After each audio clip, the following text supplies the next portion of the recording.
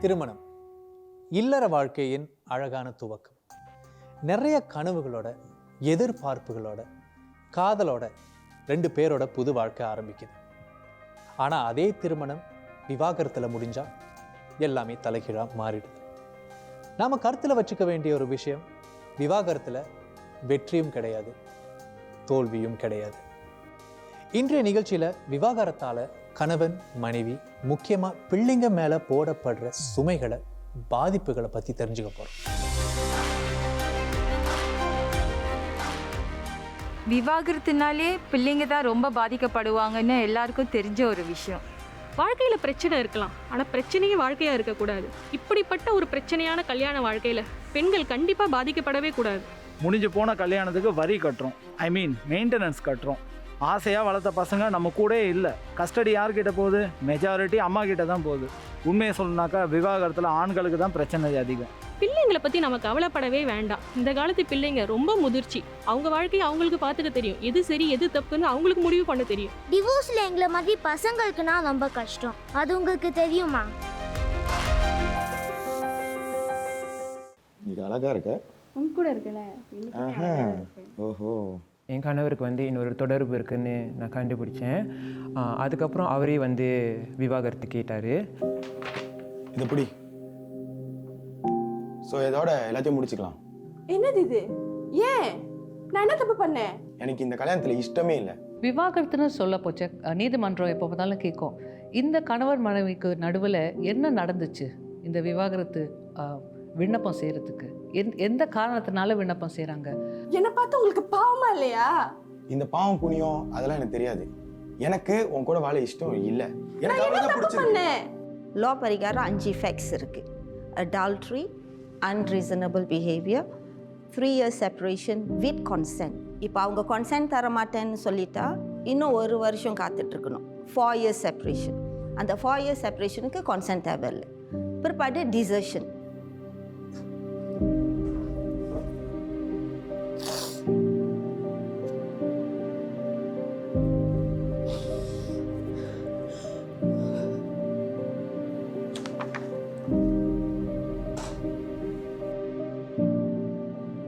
கோர்ட்லேருந்து அந்த லெட்டர் வரப்போ நான் ரொம்ப ஷாக் ஆனேன். ஏன்னா அன்ரீசனபிள் பிஹேவியர்னு போட்டிருந்துச்சு.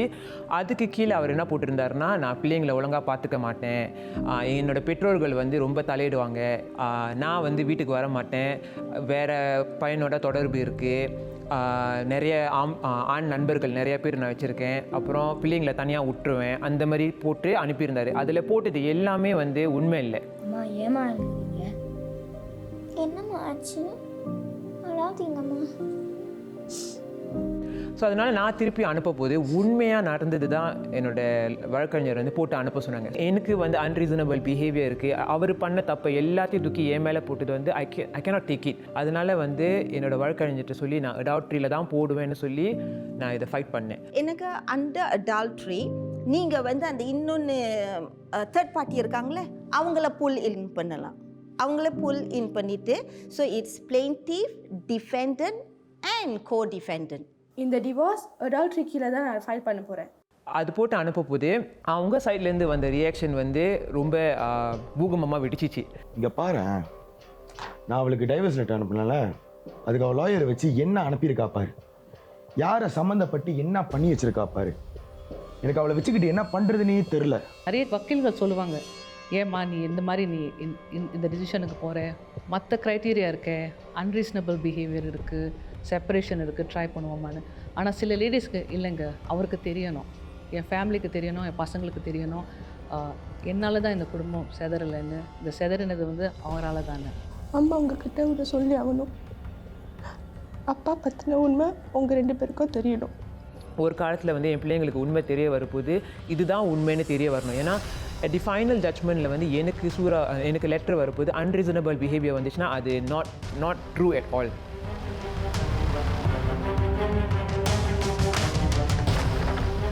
என்னது இது? எதுக்கு என்னோட பேர் அங்கே இருக்கு? அன்ரீசனபிள் பிஹேவியரோ இல்லை 3 years செப்பரேஷனோ அந்த க்ளாஸில் நீங்கள் ஓகேயா இருந்தீங்கன்னா போகிறதுக்கு மேக்ஸிமம் 3 to 4K அவங்க சொன்னாங்க என்கிட்ட. எவ்வளோ செலவானாலும் பரவாயில்ல. என்னோட ஒரே ஒரு மைண்ட்ஸ் என்னென்னா, எவ்வளோ விஷயம் ஒரு மேரேஜில் நடந்தாலும் நம்ம வந்து ஸ்ட்ராங்காக நின்றுருக்கோம். பட் வந்து அடால்ட்ரி வந்து is something that any woman cannot take. தேவையில்லாமல் என்னோட பேர் அங்கே இருக்குது. உங்களுக்கு என்னோட இமேஜ் முக்கியம்னா எனக்கு இந்த ப்ராப்ளம் சால்வ் பண்ணி கொடுங்க. 2 விஷயம் இருக்குது அடால்ட்ரிக்கு போகிறதுக்கு.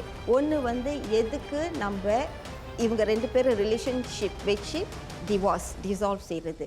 2வது பாகம் வந்து ancillary மேட்டர்ஸ்னுவோம். ancillary என்ன, பிள்ளைங்க அவங்களோட கேர் அண்ட் கண்ட்ரோல், பிற்பாடு division of the matrimonial property, இதெல்லாம் வந்து 2வது பாகத்தில் வரும். இப்போ அவங்க வந்து டாய் எனக்கு அடால்ட்ரியில் தான் எனக்கு வேணும்னா நீங்கள் அவங்கக்கிட்ட சொல்லலாம், லுக் அடால்ட்ரி ஃபர்ஸ்ட் PI ரிப்போர்ட் தேவைப்படும்.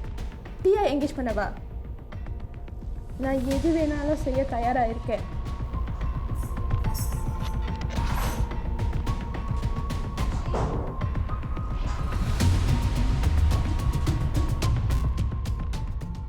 இந்த மாதிரி அடால்ட்ரி நீங்கள் ஃபைல் பண்ணுறதா இருந்தால் உங்களோட பார்ட்னர் மேலே ஃபர்ஸ்ட் ஆஃப் ஆல் வந்து சிங்கப்பூர் லாவில் வந்து நீங்கள் ஒரு PI ரிப்போர்ட் வச்சுருக்கணும். ஈவன் தோ நீங்கள் வந்து நீங்களோ இல்லை உங்கள் ஃப்ரெண்ட்ஸோ வச்சு நீங்கள் ஃபோட்டோ வீடியோகிராஃப் எடுத்திருந்தாலோ இல்லை அவங்கள வெளியே நீங்களாக வந்து ஃபோட்டோ எடுத்திருந்தாலும் அது வந்து சிங்கப்பூர் லாவில் வந்து ஏற்றுக்க மாட்டாங்க. அது வந்து இப்போ உள்ள PDPA ரூல்ஸ் பிரகாரம் வந்து அது செல்லாதுன்னு சொல்லிட்டாங்க. அந்த ப்ரைவேட் இன்வெஸ்டிகேட் எடுக்கணும்னா அந்த நாளை சொல்லணும், அந்த கரெக்டான நேரத்தை சொல்லணும். ஏன்னா அவங்களும் ஒரு நேரத்துக்கு தகுந்த மாதிரி சார்ஜ் பண்ணுவாங்க இல்லையா. சில பேருக்கு வந்து அந்த சொன்ன நேரத்தில் அந்த ஹஸ்பண்ட் அந்த நேரத்தில் இருக்க மாட்டாங்க அந்த இன்னொரு லேடியோட. ஸோ அந்த கட்டத்தில் வந்து கூட செலவாகும். சிங்கப்பூரில் நிறைய பேர் வந்து அடால்ட்ரி ஏன் ஃபைல் பண்ண மாட்டாங்கன்னா ஏன்னா அது 13,000 to 18,000 வரைக்கும் போகும். ஸோ அந்த காசு வந்து நம்ம பேக் ட்ராக் பண்ணி யோசித்து பார்த்தோன்னா it can help us a lot in our life. So சில பெண்கள் கூட ப்ரைவேட் இன்வெஸ்டிகேட்டர்லாம் எடுப்பாங்க, அதுக்கெல்லாம் காசு செலவு பண்ணுவாங்க. ஏன்னா அவங்களுக்கு அது தெரியணும், எல்லாருக்கும் தெரியணும். நாளைக்கு என் பசங்க வளர்ந்த பிறகு அவங்களுக்கு காட்டணும், அம்மா நிறைய தியாகம் பண்ணேன் இந்த குடும்பத்துக்கு, அப்பானால தான் இந்த குடும்பம் உடஞ்சிருச்சுன்னு அவங்களுக்கு அது வந்து அவங்களுக்கு ஒரு வெற்றின்னு வச்சுப்போமே. தோத்துட்டாங்க, அந்த கட்டத்தில் தோத்துட்டாங்க. இப்போ இந்த ஒரு விவாகரத்துன்னு எடுக்க போச்சு யாருமே ஜெயிக்கிறது இல்லை, எல்லாரும் தோக்குறவங்க தான், பசங்களையும் சேர்த்து. ஸோ அந்த கட்டத்தில் வந்து இது ஒரு சின்ன வெற்றி அவங்களுக்கு. விவாகரத்து சுலபம் அல்ல, அதுவும் 3வது ஒருத்தர் சம்மந்தப்பட்டிருந்தா பிரச்சனைகள் பல மடங்காகுது. சட்டப்படி கள்ள தொடர்பை நிரூபிக்கிறது எளிதல்ல. ஒன்று தப்பு பண்ணவரே ஒத்துக்கணும், இல்லை ஆணித்தரமான ஆதாரங்களை வழங்கணும். இதில் கவனிக்க வேண்டிய விஷயம் என்னன்னா, இவ்வளவு சவால்களுக்கு பிறகு கள்ள தொடர்பு நிரூபிக்கப்பட்டு விவாகரத்து வழங்கப்பட்டாலும் விவாகரத்துக்கு காரணமாகாதவங்களுக்கு சாதகமாக தீர்ப்பு அமைங்கிறதுல எந்த உறுதியும் இல்லை. ஏன்? இடைவேளைக்கு பிறகு.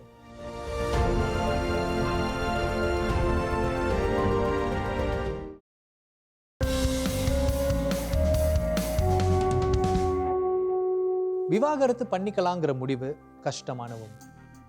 ஆனால் அந்த கஷ்டம் அந்த முடிவோடு முடிஞ்சு போயிடாது. அந்த முடிவுக்கு அப்புறம் 2 பேருமே பல கடினமான சந்தர்ப்ப சூழ்நிலைகளை சந்திச்சாகணும், மன உளைச்சலுக்கு ஆளாகணும். அதுவும் பிள்ளைங்க இருந்தால் அந்த மாற்றம் பலராலும் தாங்க முடியாத ஒன்றாயிடும். நான் தான் உனக்கு டிவோர்ஸ் கொடுத்துட்டால, என்ன ஏன் இப்படி பண்ணுற? எனக்கு தேவையான கொடுத்துரு பேரு, உனக்கு புரியுதா?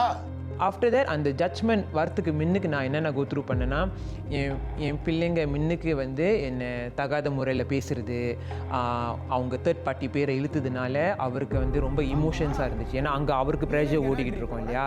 ஸோ அந்த ப்ரெஷரை வந்து என் மேலே திணிக்க ஆரம்பித்தார். முதல்ல உனக்கு என்ன உரிமை இருக்குது, நீ அவ பேரை பேச சொல்லியிருக்க? எப்போ பிள்ளைங்களை பார்க்க வந்தாலும் ஓ நீ இந்த மாதிரி நீ அந்த மாதிரி. ஸோ அது எல்லாமே நான் கேட்டு நான் அமைதியாக உட்காந்துருந்தேன். உங்களால் வந்து ஒன்றா இருக்க முடியல, அது வந்து உங்கள் பிள்ளைங்களை வந்து பாதிக்குதுன்னா ப்ளீஸ் நீங்கள் 2 பேரும் அமைதியாக எமிக்கபிளியாக ரிசால்வ் பண்ணிவிட்டு போங்க.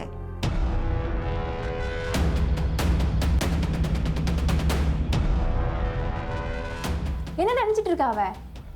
இந்த லாயர் காசு நம்ம தான் கட்டணுமா? இந்த அடால்ட்ரி கேஸை வந்து ஃபைனலைஸ் பண்ண கையோட ஜட்ஜ்மெண்ட் என்ன வந்துச்சுன்னா, நான் எடுத்த பிஐ இன்வெஸ்டிகேஷன் ஆஃபீஸோட காஸ்ட்டையும் அந்த என்னோட லாயரோட ஃபர்ஸ்ட் காஸ்ட்டையும் அவங்க கட்டணும், கேஷாக கட்டணும்னு. ஆனால் அவங்கனால வந்து கட்ட முடியாதனால இது நிறைய தள்ளி போயிட்டே இருந்துச்சு. அவ தானே இப்போ லாயர் எடுத்தா, அப்போ அவ தானே அந்த காசு கட்டணும். நான் கொஞ்சம் காசு கொடுத்தேன்னா இந்த கேஸ் கொஞ்சம் சீக்கிரம் முடியும். கடைசியில் வந்து அந்த ஜட்ஜ் என்ன சொன்னார்னா, என்னோட எக்ஸ் ஹஸ்பண்டோட CPF அக்கௌண்ட்லேருந்து ஒரு தொகையை எடுத்து எனக்கு கொடுக்குற மாதிரி அந்த மாதிரி தான் வேர்டிக் அனுப்புனார். ஏன்னா அவங்களால வந்து காசை வந்து கேஷாக கொடுக்க முடியாதுன்னு சொன்னதுனால. இப்போ விவாகரத்து வந்து ஒரு இன்சிடெண்ட் தான். அதுக்கப்புறம் நம்ம வாழ்க்கைன்னு ஒன்று இருக்குது, இந்த பசங்கன்னு இருக்கோம். அந்த ரைட்ஸை நம்ம வந்து அழகாக ரொம்ப தெளிவாக கோர்ட் ஆர்டரில் எழுதி வச்சுக்கிறோம். அடுத்த ஸ்டெப் வந்து நம்ம ancillaries மேட்டர்ஸ் சொல்லுவாங்க. அதாவது உங்களுக்கு பிள்ளைங்க இருந்துச்சுன்னா, வீடு இருந்துச்சுன்னா அந்த மேட்டர்ஸ் தான் செகண்ட் ஸ்டேஜ் போவாங்க. ஸோ நிறைய பேர் நினைக்கிறது என்னன்னா, நான் அடால்ட்ரியில் வந்து அவங்கள பிடிச்சிட்டா அந்த ancillaries-ல வந்து நான் கேட்குறதெல்லாம் கிடைக்கும்னு. Unfortunately or fortunately, law is very fair. Law, first part, and the principle, it does not, carry over for the second part. நீ அவ கூட சந்தோஷமாக தானே இருக்கணும்னு பிரிஞ்சு போகிற, அப்பப்போ சந்தோஷமாக இரு. பிள்ளைங்களை பற்றி நீ கவலைப்படவே தேவையில்லை, நான் பார்த்துக்கிறேன். ஸோ நம்ம செகண்ட் ஸ்டேஜ் போகும்போது பிள்ளைங்க சம்மந்தப்பட்ட விஷயங்களை பற்றி பேசப்போது வந்து நான் கஸ்டடி 100% கேட்டேன். பிகாஸ் அது அடால்ட்ரினால எனக்கு சில கான்சர்ன்ஸ் இருந்துச்சு. Under the law, remember, by default, it is joint custody. Because the law wants both the parents, decision making for in the 3 issues: health, religion, education. They want both the parents to be involved. இப்போ எப்போ வந்து soul custody ஒரு பேரண்ட்க்கு கிடைக்கும்னா, வந்து husband வந்து வெளியூரில் work பண்ணுறாரு, அப்போ வந்து லாவே சொல்லும், லோக் நான் உனக்கு சோல் கஸ்டடி தரேன். இப்போ பிள்ளைங்க உன் கூட இருந்தா நீ வேலைக்கு போகும்போது யார் பார்த்துக்குவா? அவங்க என் கூட இருந்தால் எனக்கு எங்கள் அம்மா இருக்காங்க, அப்பா இருக்காங்க, எனக்கு தெரியும் அவங்கள எப்படி நல்லா பார்த்து வளர்க்கணும்னு.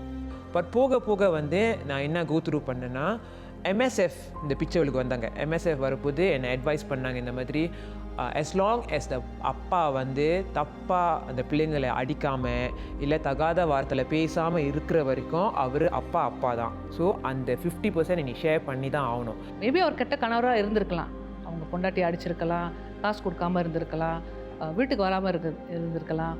ஆனால் சில சமயம் அவங்களுக்கு வந்து அவங்க குழந்தைங்க மேலே ரொம்ப ஆசை, நல்லா பாசமாக இருப்பாங்க, பிள்ளைங்களுக்கு என்ன வேணாலும் செய்வாங்க. இந்த உரிமையை வந்து நம்ம விமன்ஸ் சார்ட்டை வந்து நிலைநிறுத்துறது அது வந்து அவங்களுக்கு தெரியறதில்ல. விமன்ஸ் சார்ட்டில் வந்து ஆண்களுக்கும், அதாவது அப்பா ஸ்தானத்தில் இருக்கிறவங்களுக்கு நிறைய உரிமைகள் இருக்குது. ஸோ அதே மாதிரி எனக்கு ஜட்ஜ்மெண்ட் என்ன வந்துச்சுன்னா, கேர் அண்ட் கண்ட்ரோல் வந்து அம்மா கிட்ட 100%. பிள்ளைங்களை வந்து பார்க்குறதா இருந்தால் அம்மா அங்கே நிற்கணும், அம்மா அங்கே இருந்தால் தான் நீங்கள் வந்து பார்க்க முடியும், அந்த மாதிரி ஒரு வேடி கொடுத்துட்டாங்க. பெற்றோர் அப்படின்னு அந்த ஒரு பொசிஷன் நமக்கு வந்ததுக்கப்புறம் என்றைக்குமே நம்ம பெற்றோர் தான், அதுலேருந்து நம்ம விலக முடியாது. அது ரொம்ப முக்கியமான விஷயம். அந்த டைம் எப்போனா, அந்த குழந்தை வளர்ந்து ஒரு நிலைக்கு வந்து அந்த கல்யாணங்கிறது இல்லை ஏதாவது ஒரு விதத்தில் ஒரு வேலை அப்படிங்கிறதுல செட்டில் ஆகிற வரைக்கும் நம்ம பொறுப்பு அதில் பெருசாகவே இருக்குது. இந்தா என்கிட்ட இவ்வளோதான் இருக்குது, சொன்னால் என்ன பண்ண முடியுமோ இதை வச்சுட்டு செலவு பார்த்துக்க. இவ்வளோதான் இருக்கா? ஆமாம். இதை வச்சு நான் என்ன பண்ணுறது? மெயின்டெனன்ஸுக்கு வரப்போது பிஃபோர் இந்த டிவோர்ஸ் எடுக்கிறதுக்கு முன்னுக்கு அவர் வந்து எனக்கு ஒரு தொகை கொடுத்துக்கிட்டு இருந்தார். ஸோ அந்த தொகையில் தான் வந்து நான் மேனேஜ் பண்ணிகிட்ருக்கேன். ஸோ இந்த டிவோர்ஸ் வந்த கையோட அந்த தொகையிலே ஹாஃபாக கொடுக்க ஆரம்பிச்சிட்டாரு. எனக்கு அதை பற்றியெல்லாம் தெரியாது, என்கிட்ட இவ்வளோ தான் இருக்குது. இது கொஞ்சம் கூட சரியில்லை. அந்த 2 பிள்ளைங்க நம்ம பிள்ளைங்க. பாதியாக கொடுக்க ஆரம்பிக்க போது என்கிட்ட என்ன சொன்னார்னா, எனக்கு ரொம்ப கஷ்டமாக இருக்குது, நான் தனியாக இருக்கேன், நான் வீடு எடுத்துருக்கு தங்கியிருக்கேன். அதுவும் கோர்ட் கேஸ் போணுச்சு. கோர்ட் கேஸ் போய் அவங்க என்ன பண்ணாங்கன்னா, பேங்க் எக்ஸ்சேஞ்ச் பண்ண சொன்னாங்க.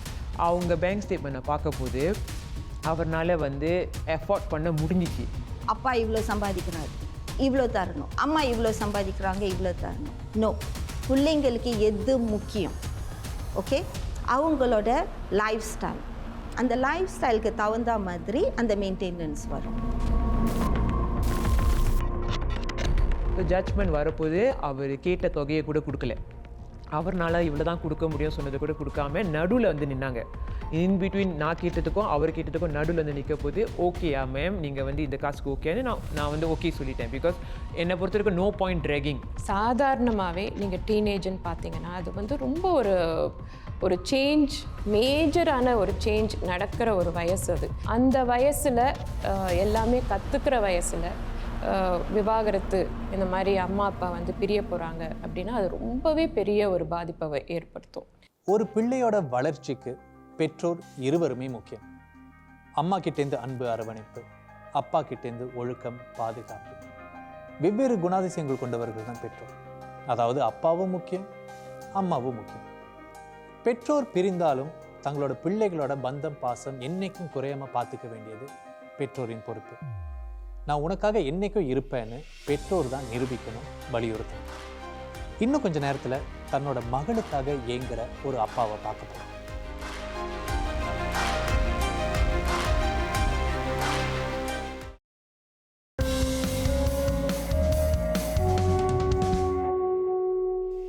விவாகரத்தில் பொதுவாக அம்மாவுக்கு சாதகமாக தான் தீர்ப்பு வழங்கப்படும்னு ஒரு கருத்து நிலவுது. பிரிவுக்கு பிறகு பிள்ளை யாருக்கிட்ட வளரணும், அதுக்கான செலவுகளை யார் பார்த்துக்கணும், விவாகரத்தின் போது இது தீராத ஒரு வாக்குவாதமாக இருக்கு. இந்த விஷயத்தில் நீதிமன்றம் எடுக்கிற முடிவுகளுக்கு பின்னால் இருக்கிற காரணங்கள் என்ன?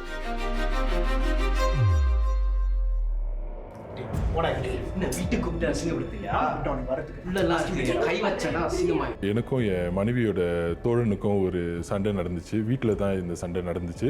அந்த சமயத்தில் வந்து நான் என் பிள்ளையை தூக்கிட்டு இருந்தேன், என் பொண்ணு. ஆனால் அவங்களோட தோழன் வந்து கொஞ்சம் குடி போதையில் இருந்தார். அந்த குடி போதையில் இருந்தப்ப தகாத வார்த்தையால் என்னை ஏசினார். அந்த ஆத்திரத்தில் வந்து நான் அவரை கொஞ்சம் தள்ளினேன். ஆனால் மற்றபடி இது ஒரு பெரிய விஷயமே இல்லை. ஆனால் என் மனைவி என்ன செஞ்சாங்கன்னா, இதுவே ஒரு காரணமாக எடுத்து என் மேலே வந்து பிபிஓ எடுத்திருந்தாங்க. ஆனால் அந்த பிபிஓவில் என்ன சொன்னிச்சுன்னா, நான் வந்து என் பிள்ளையை ஹர்ட் பண்ணேன், நான் பிள்ளையை தாக்குனேன்னு வந்து இந்த பிபிஓ சொன்னிச்சு. ஆனால் இது எந்த வகையிலையும் உண்மை கிடையாது. என்னை வேணும்னே பழி வாங்கணும்னு சொல்லிட்டு தான் இந்த மாதிரி ஒரு முடிவு எடுத்தாங்க. அப்பா என் கூட விளையாடுங்க. அப்பா is reading something. Play, man. Okay.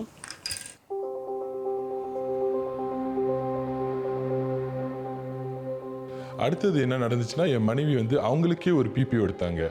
இந்த காலத்து ஆண்கள் வந்து பசங்களுக்கு வந்து குளிப்பாட்டுறது, சாப்பாடு சமைக்கிறது, அவங்கள ஸ்கூலுக்கு கூட்டிகிட்டு போய் விடுறது, பாடம் கற்றுக் கொடுக்குறதெல்லாம் இருக்குது. அவங்க இந்த காலத்து மாடர்ன் மென்னு சொல்லுவாங்க, அவங்க இதெல்லாம் செய்கிறாங்க. அதை வந்து நம்ம நீதிமன்றம் வந்து அவங்களுக்கு ஆணித்தரமாக அது தெரியறது. நான் நீதிபதிக்கிட்டே சொல்லிட்டேன், இந்த மாதிரி மனைவிக்கான அந்த பிபிஓ வந்து அது வேணும்னா நான் அக்செப்ட் பண்ணிக்கிறேன், ஆனால் பிள்ளையோட பிபிஓ வந்து நான் ஏற்றுக்கவே மாட்டேன். ஏன்னா என் விரல் கூட எதுவுமே படலை. நான் ஒரு நிரபராதி. அதனால தான் நான் நிரூபித்து காட்டணுன்னு தான் ரொம்ப வைராக்கியமாக இருந்தேன். அந்த குழந்தைங்க எவ்வளோ பேர் இருந்தாலும் அந்த வயசில் வந்து அவங்களுக்கு வேறு எந்த சிந்தனையோ கவலையோ கிடையாது. அவங்களோட முழு சிந்தனையும் கவனமும் அவங்க பெற்றோர்கள் மேலே தான் இருக்கும். ஸோ முதல்ல அவங்களுக்கு தெரியாது, என்ன நடக்குது அப்படிங்கிறது தெரியாதுன்னு நினைக்கிறதே வந்து தப்பு. அவங்களுக்கு தான் நல்லா தெரியும். அவங்க என்ன பயப்படுவாங்க, சேர்ந்து இருப்பாங்களா இல்லை பிரிஞ்சிருவாங்களாங்கிறது தான் கேள்வியாக இருக்குமே தவிர அந்த விஷயம் ஒரு புது விஷயமா இருக்காது அவங்களுக்கு. அதுக்கப்புறம் வந்து நிறைய நிபந்தனைகள் இருந்துச்சு. முதல்ல என்ன கேட்டாங்கன்னா, முழுமையான கஸ்டடி வேணும்னு கேட்டாங்க. அந்த பிள்ளைக்கு அவங்களுக்கு வந்து முழுமையான கஸ்டடி வேணும்னு சொன்னாங்க.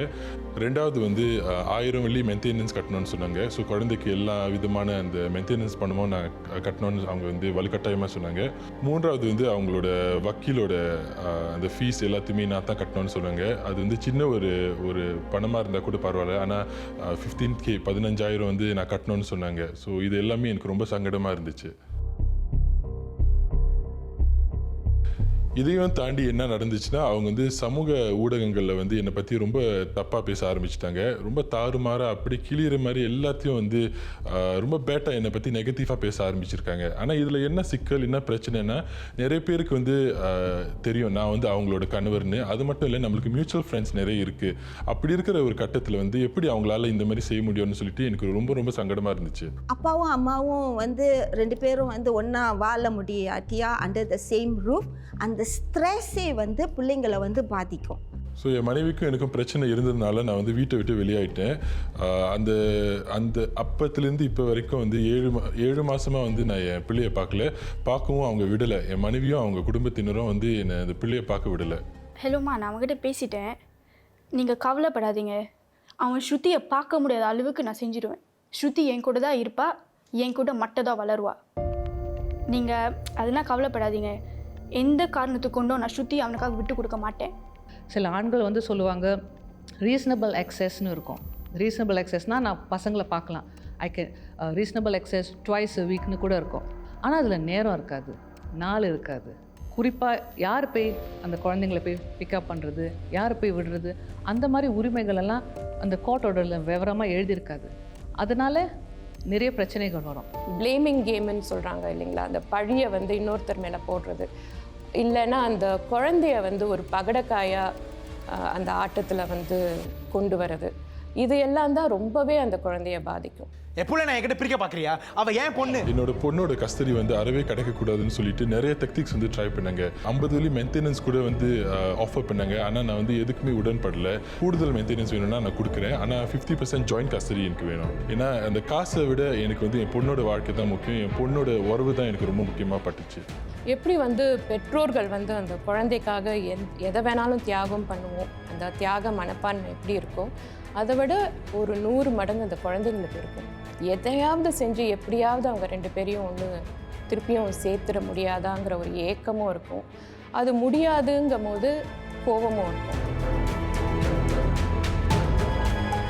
இந்த உமன்ஸ் சார்ட்டர் வந்து ரொம்ப ஸ்ட்ராங்காக இருக்கிறதுனால அந்த பயத்தால் தான் நான் வந்து இந்த ஃபைனல் ஹியரிங்க்கு ஒரு வழக்கறிஞரை வந்து ஹையர் பண்ணேன். பிள்ளைங்க சின்னதாக இருந்தால் அம்மா கிட்ட தான் போவோம், அப்பா கிட்ட போகாது. இது அகெயின் தப்பு. ஓகே, அம்மாவும் அப்பாவும் ஸ்டார்டிங் பாயிண்ட் ஆன் பாவாக இருப்பாங்க. பிற்பாடு லா பரிகாரம் பெட்டர் கேர் யார் தர முடியும் பிள்ளைங்களுக்கு அதை பார்ப்பாங்க. அதை பார்த்த பிற்பாடு ஓகே இந்த பிள்ளைங்க அப்பா கிட்டேயோ அம்மா கிட்டேயோ போவாங்க. ஸோ இந்த விமன்ஸ் சார்ட்டர் இருக்குல்ல, அது actually family law and it is fair to both genders. ஆனால் அந்த ஆண்கள் வந்து கோர்ட்டுக்கு போய் அவங்க கதையை சொல்லலைன்னா, அவங்க உரிமையை அவங்க போய் கேட்கலைன்னா அந்த நீதிமன்றத்தால் ஒன்றும் செய்ய முடியாது.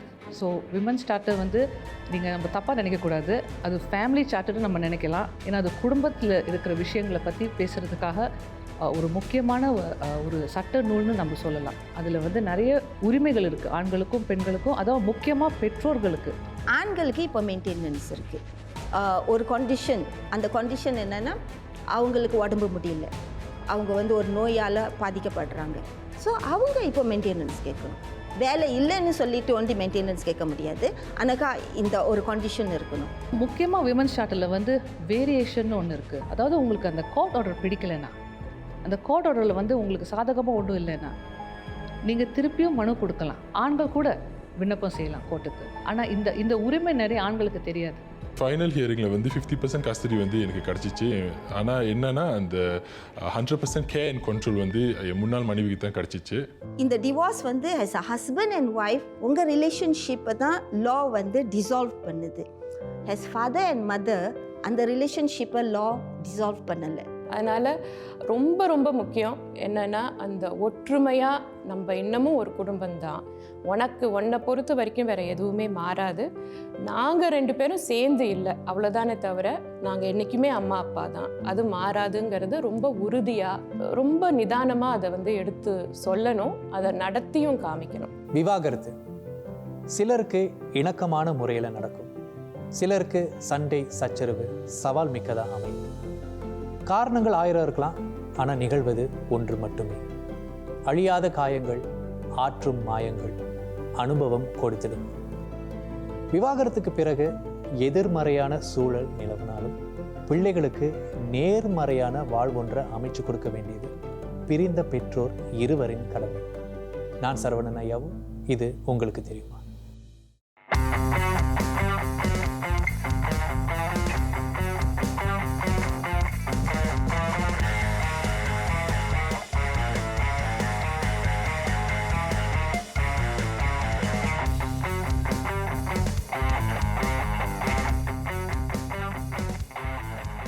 Ministry of social and family development இருக்காங்க. அங்கேருந்து வந்து வெல்ஃபேர் ஆஃபீஸரை வந்து கோர்ட் வந்து அப்பாயிண்ட் பண்ணி ஃபுல் ஸ்டடி பண்ண சொல்லுவாங்க. பிற்பாடு வந்து கோர்ட்டில் வந்து அந்த டே ஆஃப் த ஹியரிங் வந்து பிஎன்சின்னு வந்து ஒரு என்வலப்பில் போட்டு அந்த ரிப்போர்ட் வரும். கோர்ட் வந்து 99.9% அந்த ரெக்கமெண்டேஷன் என்ன அங்கே இருக்கோ அது பரிகாரம் வந்து கோர்ட் வந்து முடிவு செய்யும். அப்பா கிட்ட பிள்ளைங்க போகலாமா இல்லை அம்மா கிட்ட போகலாமா. இப்போ பசங்களை பார்க்குறது வந்து அம்மா வந்து நினைக்கலாம் நீங்கள் கெட்ட கணவர், ஆனால் நம்ம நீதிமன்றம் நினைக்காது கெட்ட கணவர்னா கெட்ட அப்பான்னு.